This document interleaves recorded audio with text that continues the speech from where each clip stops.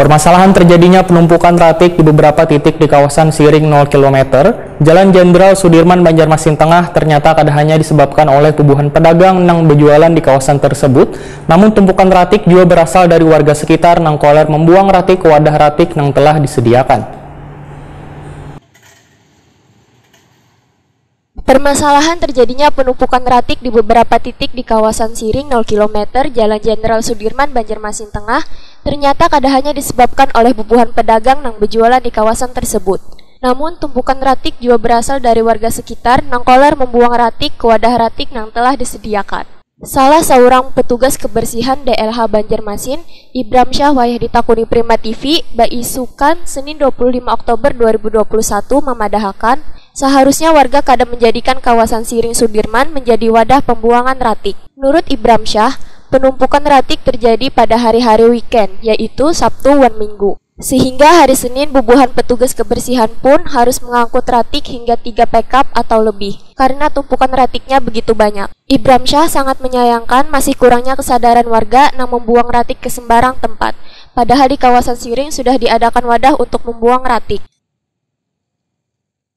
Siring ini Bang, untuk hari Minggu, hari Sabtu, Minggu kan, makanya volume sampah ini bertambah kayak dulu lagi.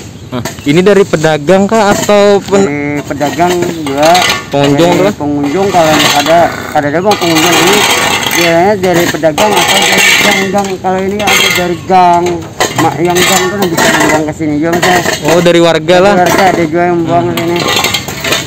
Katanya ini sudah diandak spanduk malah. Ya sudah, diandak di spanduk, tetap aja masih kayak itu. Jadi ibaratnya kami sudah mau menjalankan aja kan tapi tetap aja gitu warga ada yang membuang di sini gitu.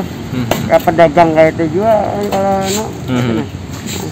Ada himbauan nggak Pak misalkan dari bagian pihak nih petugas pada warga nih baja yang membuang sampah? Iya, kalau bisa tuh kan di sini kita kan Siring ini untuk orang umum, orang pengunjung yang dari luar kan kadang kalau kita melihat sampah dari